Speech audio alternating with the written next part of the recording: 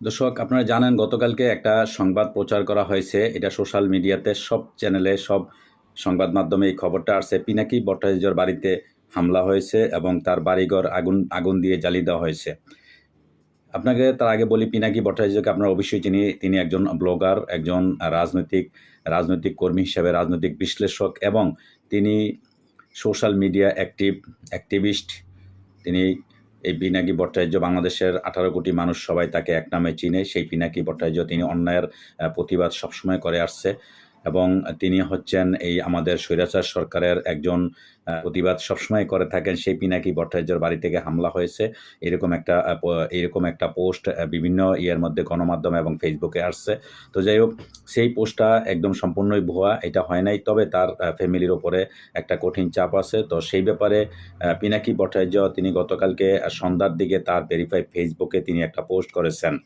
সোমবার 10 ফেব্রুয়ারি সন্ধ্যায় নিজের ভেরিফাইড ফেসবুক পেজের ওই পোস্টে দেশবাসীর উদ্দেশ্যে তিনি কিছু কথা বলছেন। প্রিয় দেশবাসী, বাকশালীরা আমার পরিবারের সদস্যদের ব্যক্তিগত তথ্য প্রকাশ করে দৃশ্যত আমার পরিবারের ওপরে চাপ সৃষ্টি করার এবং আমার বগুড়ার বাড়িতে হামলা করে বাংলাদেশে একটা অরাজক অবস্থা সৃষ্টির পায়তারা করছে। আমার পরিবার আমার প্রিয়, কিন্তু বাংলাদেশের মানুষও আমার প্রিয়। আমার পরিবারের কোনো ক্ষতি হলেও আমরা শান্ত থাকব বা আপনারা শান্ত থাকবেন। যাই হোক, আমরা সভ্য দুনিয়ার নিয়মে বাকশালীদের সাথে ডিল করব, শান্ত থাকবেন আর আমার পরিবারের নিরাপত্তার জন্য দোয়া করবেন। ইনকলাব জিন্দাবাদ। এরপর অন্য একটি পোস্টে তিনি লিখছেন, আওয়ামী ফেসিবাদীর দোসরদের নিয়ে ওয়েবসাইটের প্রাথমিক কাজের স্ক্রিনশট দেওয়ায় অনেকে বলছেন কিছু ফেসিবাদী বিরোধী নামও এসেছে, এমনকি আজিজুল হক কলেজের একজনের নামও এসেছে। তো যাই হোক দর্শক, এই পিনাকি ভট্টাচার্য তিনি, আপনারা জানেন যে বাংলাদেশের অনেক তথ্য উপাত্ত তিনি প্রকাশ করার চেষ্টা করেন বা তিনি অনেক তথ্য সংগ্রহ করেন, যেগুলা দেশের মানুষ যারা বাংলাদেশে থেকেও এই তথ্যগুলা সংগ্রহ করতে পারে না। পিনাকি ভট্টাচার্য এবং সাংবাদিক ইলিয়াস হোসেন একজন অসাধারণ। তিনি বাংলাদেশের বিভিন্ন খুঁটিনাটি, কোন জায়গায় কী হয় না হয় সমস্ত তথ্য এবং বাংলাদেশ নিয়ে যত রকমের ষড়যন্ত্র, তারা এগুলা সব কিছুই মুহূর্তের মধ্যে তারা এগুলা জানতে পারে।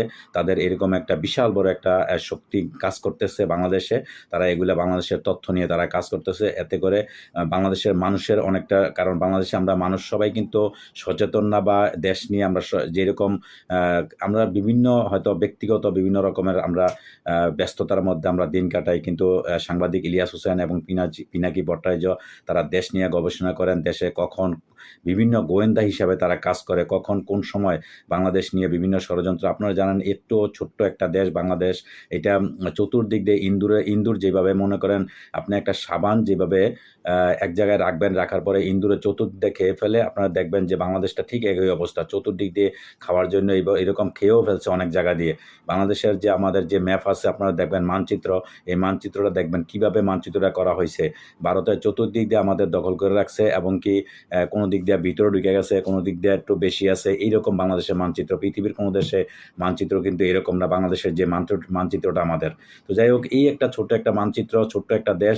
এই দেশটা জায়গা কম, জনসংখ্যা অনেক বেশি, তারপরেও এই দেশটারে ভারতে নেওয়ার জন্য খুবই চেষ্টা করতেছে। চতুর্দিক দিয়ে হায়নাদের মতন তারা মানে খাওয়ার জন্য তারা বসে আছে। তো এই একটা পরিস্থিতির মধ্যে আমাদের মনে হয়, আমরা মনে করি যে পিনাকি ভট্টাচার্য বা সাংবাদিক ইলিয়াস হোসেনের মতন এই ধরনের লোক আমাদের দরকার। কারণ তারা সবসময় সজাগ আছে দেশের স্বার্থে, দেশের সার্বভৌমত্বের স্বার্থে। দেশের যত রকমের সমস্যা, তারা প্রবাসে থেকেও তারা দেশ নিয়ে গবেষণা করে।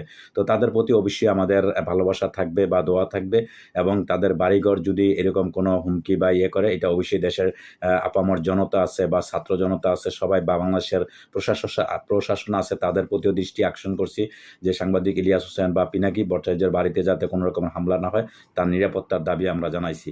তো দর্শক, আজকে এই পর্যন্ত। ভালো থাকবেন। আল্লাহ হাফেজ।